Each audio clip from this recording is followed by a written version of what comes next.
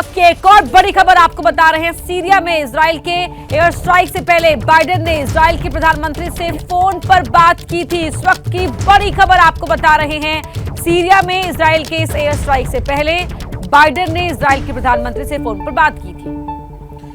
प्रणय उपाध्याय भी हमारे सहयोगी हमारे साथ लगातार जुड़े हुए हैं। प्रणय, एक चीज आपसे समझना चाहेंगे, बाइडेन ने इजराइल के प्रधानमंत्री से बात की थी। मैं सीधे तौर पर इसलिए समझना चाहूंगा, इजराइल ईरान के बीच तनाव इसलिए है क्योंकि ईरान सीरिया की मदद कर रहा होता है, अमेरिका ईरान में आपस में टकराव हो रहा होता है। इस पूरी कड़ियों को कैसे जोड़े, कैसे समझे इसको?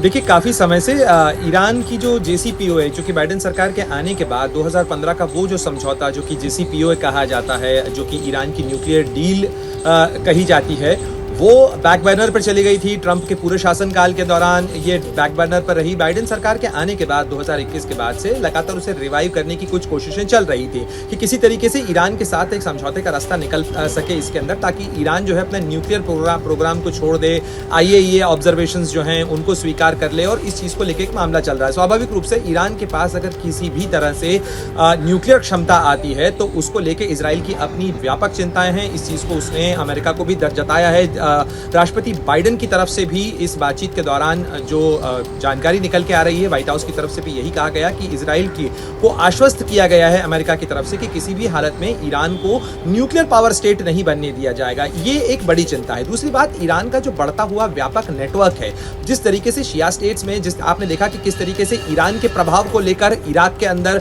जो राजनीतिक अस्थिरता है उसकी तस्वीरें सामने आ रही हैं। वहां पर जनता जो है सड़कों पर है, या जो मुक्तदा अल सदर हैं उनके कार्यकर्ता जो हैं वो राष्ट्रपति भवन से लेकर संसद तक घेराव किए हुए हैं ईरान के प्रभाव को लेकर। दूसरी बात, जिस तरीके से इराक के अंदर अमेरिका की तरफ से कार्रवाई की थी, कासिम सुलेमानी को मारा गया था, वो भी ईरान के प्रभाव को रोकने के लिए था। लेबनान से लेकर सीरिया से लेकर इस पूरे इलाके के अंदर ईरान की तरफ से एक व्यापक नेटवर्क जो खड़ा किया गया, जिसको लेकर इजराइल की अपनी चिंताएं हैं, जो बियॉन्ड कंट्री या बियॉन्ड बाउंड्री लाइन कयास लगाए जा रहे हैं कि अभी और हमले करेगा इजराइल ने ये साफ कर दिया है कि वो अब रुकेगा नहीं।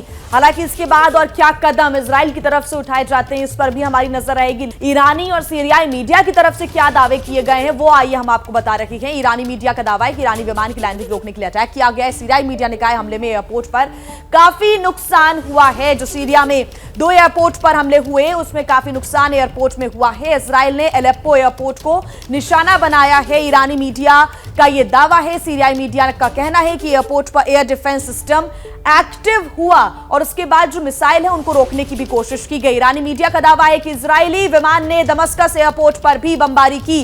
सीरियाई मीडिया का क्या कहना है ये भी देखिए। मिसाइल को रोकने की कोशिश की गई क्योंकि जो एयर डिफेंस सिस्टम है वो एक्टिव हुआ जैसे ही इजरायली विमान ने दमस्कस एयरपोर्ट पर बमबारी की।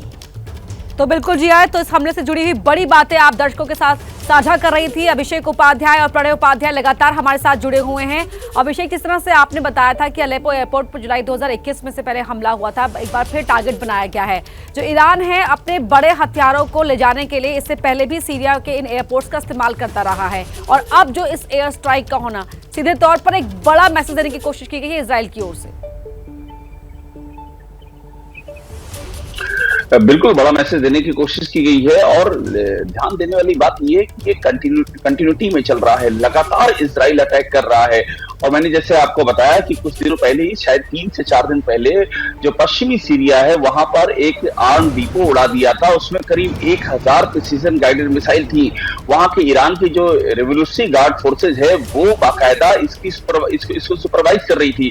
तो इजराइल का जो इंटेलिजेंस है उनके पास एग्जैक्ट जानकारियां हैं कि कहां कहां ऐसे सेंटर्स हैं जहां पर एंटी इजराइल मोर्चा तैयार किया जा रहा है, जहां पर हथियार जुटाए जा रहे हैं, जहां का हिजबुल्लाह से सीधा कनेक्शन है। और जैसे ही वहां कोई एक्टिविटी होती है इजराइल उसको टारगेट करता है। इजराइल की चिंता ये है कि अगर इस तरह का कोई भी वहां पर मोबिलाइजेशन होता है, चाहे वो सीरिया की जमीन पर होता है या ईरान की जमीन पर होता है, तो वो सीधा इजराइल के लिए खतरा होगा। वो सीधा इजराइल पर अटैक करेंगे। और इजराइल की खूबी ये है कि जो प्रीएम्प्टिव स्ट्राइक है, यानी कि समय से पहले स्ट्राइक लेकर के दुश्मन के ठिकानों को ध्वस्त कर देना, उसमें इजराइल को महारत है। इजराइल की सबसे बड़ी ताकत है कि चीजों को प्रीएम्प्ट कर लेना कि उसके खिलाफ क्या होने वाला है, और पिन पॉइंटेड अटैक करके उसको ध्वस्त कर देना। उसी ताकत का परिचय दिया इजराइल ने।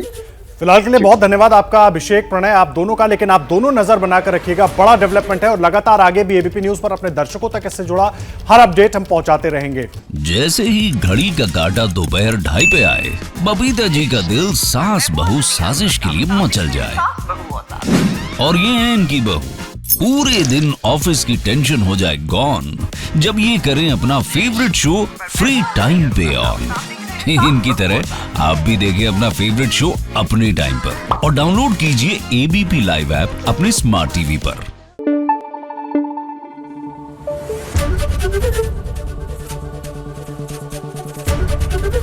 एबीपी न्यूज आपको रखे आगे।